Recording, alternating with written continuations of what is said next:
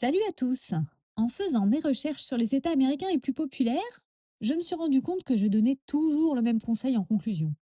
Cet État est fait pour toi si tu as déjà un solide capital. Mais que conseiller à quelqu'un qui est jeune, n'a pas de capital justement, et souhaite vraiment s'enrichir? Alors je ne vous promets pas d'être multimillionnaire, mais je vous propose une combinaison prenant en compte la fiscalité, l'emploi et le coût du logement aux États-Unis. Pas besoin d'être surdiplômé, mais il va falloir bosser, placer intelligemment, se former et surtout s'expatrier dans le bon état. Je vous préviens tout de suite, les États stars comme la Californie ne font pas partie de cette liste. Bienvenue dans Ma vie ailleurs, la chaîne qui t'aide à trouver ton état idéal parmi les 50 destinations possibles.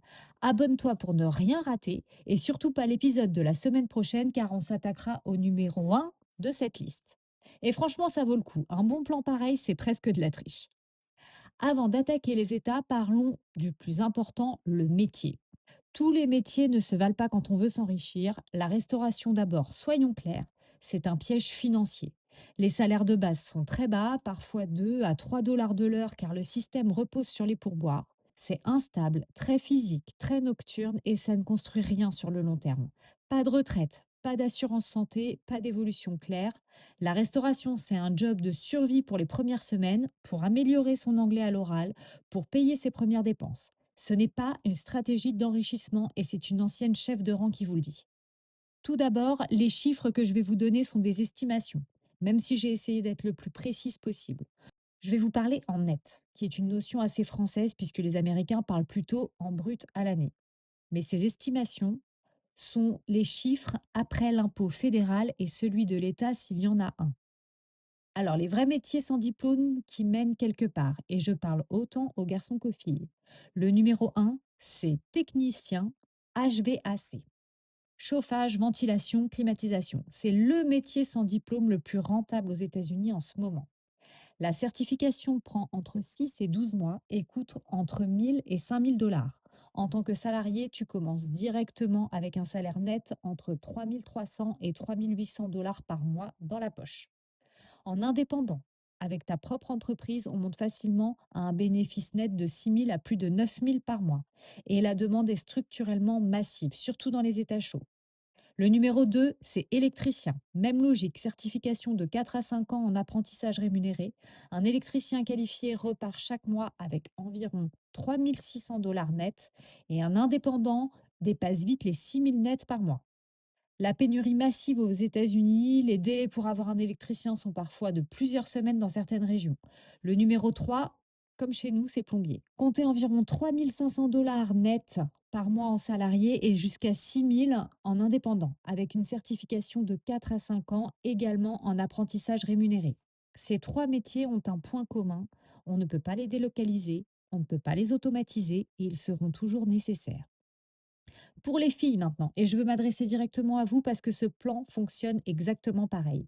Les métiers manuels certifiés vous sont totalement ouverts aux États-Unis et vous y êtes même plus recherché qu'on ne le pense. Les clientes préfèrent souvent une femme électricienne ou plombière pour des interventions à domicile. Les salaires sont identiques que pour les hommes. Mais votre voie royale, c'est peut-être le secteur médical sans diplôme universitaire. Medical assistant, assistante médicale, certification de 12 mois. Tu attaques ta carrière entre 2300 dollars et 3100 dollars net par mois pour commencer avec une vraie progression. Dental assistant, donc assistante dentaire, même logique. Pareil pour les techniciennes en pharmacie. La certification est rapide, les emplois sont stables, l'assurance santé est incluse, la progression est réelle vers des postes de management. Ces métiers sont en tension massive aux États-Unis, recrutent en permanence et offrent ce que la restauration ne donne jamais, une stabilité et une vraie évolution de carrière. Et pour les passionnés de beauté, une esthéticienne ou une coiffeuse indépendante bien installée aux États-Unis peut dégager entre 3 600 et 6 000 dollars net par mois. La certification prend 6 à 12 mois selon les États. Et les Françaises ont une réputation extraordinaire dans ce secteur. L'accent français est un vrai avantage commercial dans les États aisés parce qu'aux USA, l'assurance santé, ce n'est pas un détail. C'est une réalité absolue à intégrer dans ton plan dès le premier jour. Un point rapide sur la stratégie financière concrète. Dès le premier salaire, tu dois appliquer une règle simple et non négociable. La règle des 50-30-20. 50% de tes revenus pour vivre, loyer, nourriture, transport. 20% d'épargne obligatoire intouchable, automatique, virement le jour de la paie et 30% pour investir.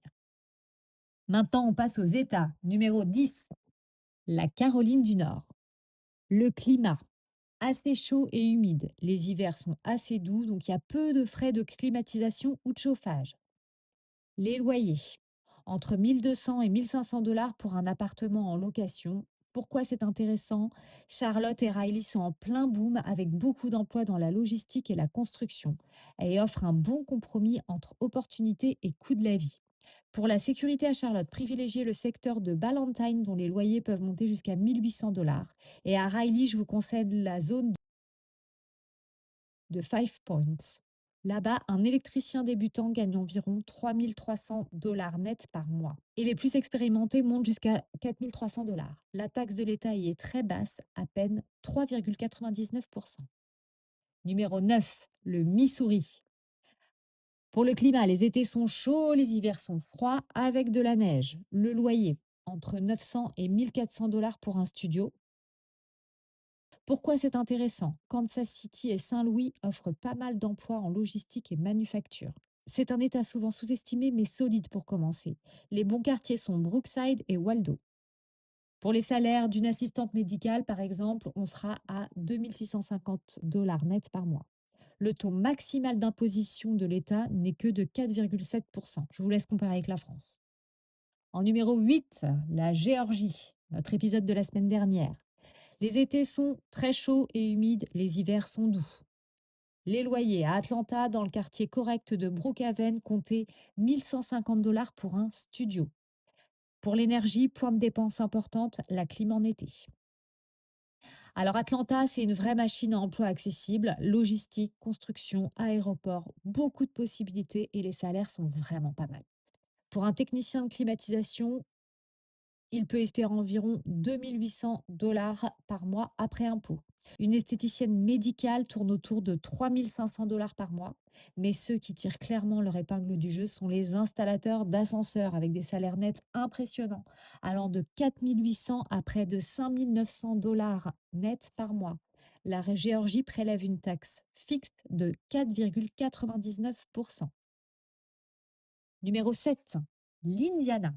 Les étés sont chauds, les hivers sont froids et neigeux.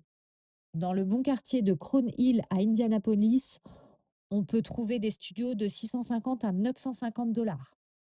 Pour l'énergie, prévoir le chauffage qui est assez cher en hiver.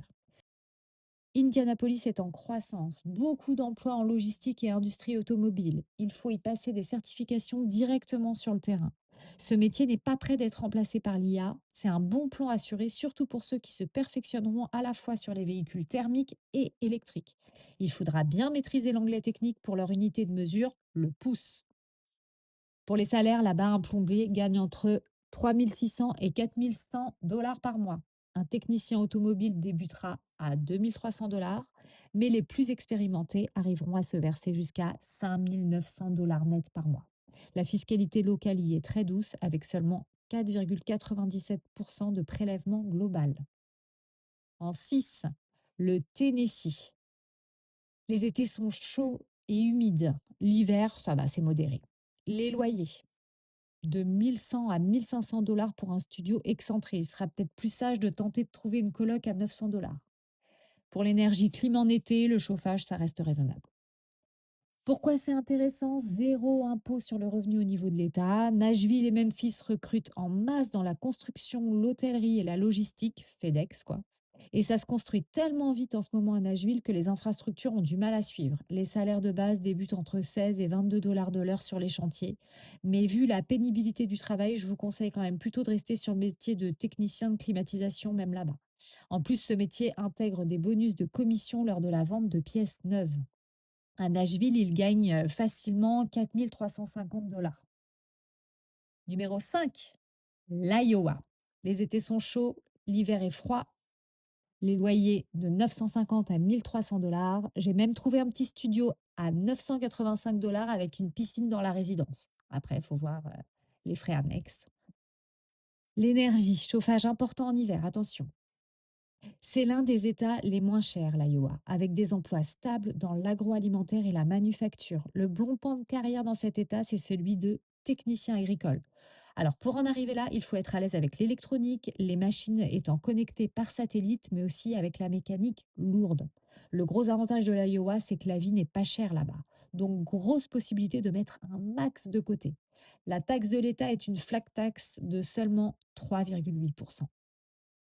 Les débutants commencent entre 2 300 $ et 2 750 par mois. Après quelques années ou chez de gros employeurs comme John Deere, le roi de l'Iowa, ça montera jusqu'à 3 800 net. Et pour un spécialiste de terrain qui se déplace en urgence dans les fermes, ça donne environ 4 950 $ par mois dans la poche. En France, pour comparer et se faire un petit peu mal, pour le même travail, après 10 ans d'expérience, un technicien spécialisé peut espérer, même avec des heures sup, un salaire de 2 250 € net. Si vous pensez aux arguments comme la retraite ou la sécu, j'en reparle en fin de vidéo. Numéro 4, le Kansas. Alors là, attention, c'est le paradis pour l'épargne.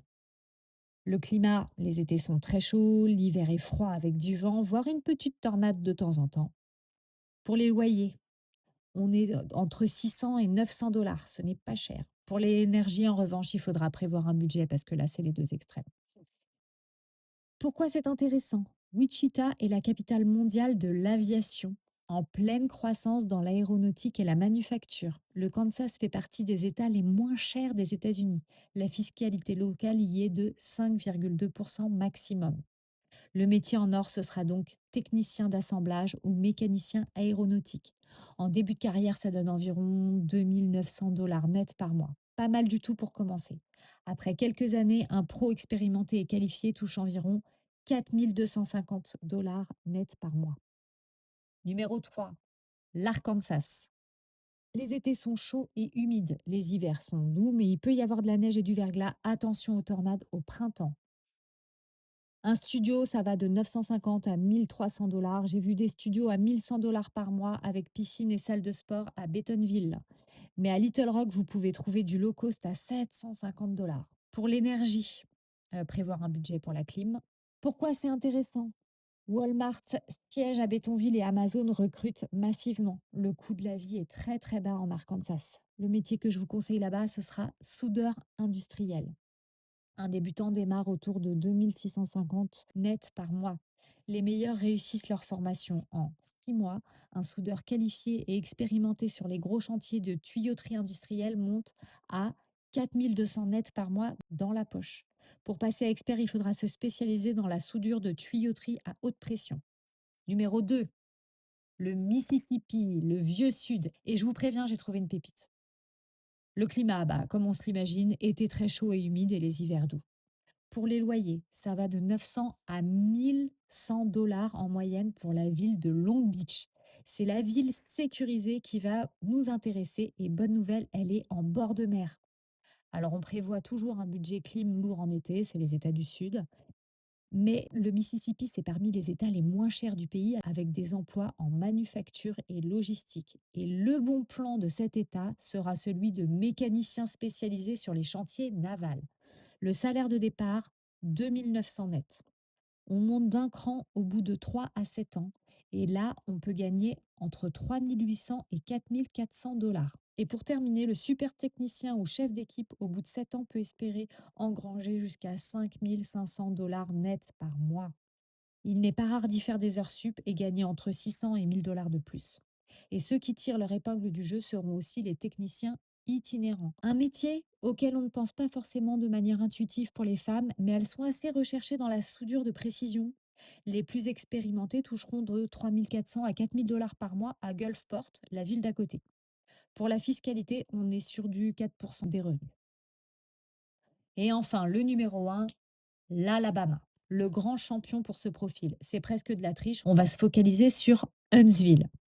Les étés sont chauds, humides, ressentis jusqu'à 40 degrés et plus, et les hivers sont doux. La plupart des loyers sont entre 750 et 1 000 $ par mois pour un studio. On prévoit toujours un budget clim. Et pourquoi c'est le numéro un? Grâce aux usines Mercedes, Honda, Hyundai, Boeing qui recrutent sans diplôme et avec des salaires corrects. Huntsville est en pleine croissance. C'est mathématiquement l'État où tu peux le plus facilement économiser les premières années et il est classé numéro 1 cette année pour l'accessibilité financière. Ici, le métier qui va nous intéresser, ce sera technicien d'assemblage automobile ou aéronautique. Le salaire d'un débutant est de 2 900 $. Mais pour celui qui accepte de faire des heures sup qui seront payées fois 1,5, comme juste travailler le samedi, ça peut monter jusqu'à 3 800 net en début de carrière. Quant au technicien de maintenance, après quelques années d'expérience, il pourra prétendre à un salaire de 5 000 $ net. Autre bonne nouvelle, en Alabama, tout y est 12% moins cher. Donc vous vous retrouvez avec un salaire plus que correct, sans aucun diplôme, vous êtes formé sur place et vous pouvez engranger un maximum de ressources. Alors abonne-toi parce que l'épisode suivant sera complètement axé sur l'Alabama, justement. En conclusion, les États-Unis, ce n'est pas forcément pour tout le monde, mais si ce pays te fait rêver, sache qu'il offre toujours de vraies opportunités. Et je débunk rapidement les deux arguments majeurs qu'on nous oppose quand on parle d'expatriation. En premier, la sécurité sociale. Dans les métiers techniques que je vous ai donnés, c'est l'employeur qui prendra ça en charge. C'est donc déjà déduit de votre net mensuel, celui que j'ai donné. Ensuite, pour la retraite, il y a un plan qui se négocie avec l'employeur. Ça s'appelle le 401K. Là encore, vous placez 5 à 10 de vos revenus et l'employeur va y verser de l'argent en plus directement. Il peut jusqu'à doubler votre mise. C'est fiscalement avantageux pour lui. Résultat, ton argent est placé directement dans les marchés financiers. C'est l'employé en fait qui choisit où son argent est investi. Si par exemple tu mets 400 $ de ta poche chaque mois, ton employeur peut mettre 400 $ lui aussi. Et si tu commences à 25 ans, tu fais ça toute ta carrière pendant 35 ans. À 60 ans, toi et ton employeur, vous aurez versé 336 000 $ à vous deux, avec la puissance des intérêts composés. S'il n'y a pas de crise financière, parce que bon, ça fait quand même 100 ans que ça fonctionne, la valeur finale de ton compte peut monter jusqu'à 2 355 000 $. C'est quand même plutôt pas trop mal. C'est si on se base sur la réalité des marchés depuis 5 ans avec des taux de 7 à 8% de croissance. C'est quand même de super nouvelles, c'est plutôt pas trop mal. On se retrouve donc la semaine prochaine en Alabama. N'hésite pas à t'abonner.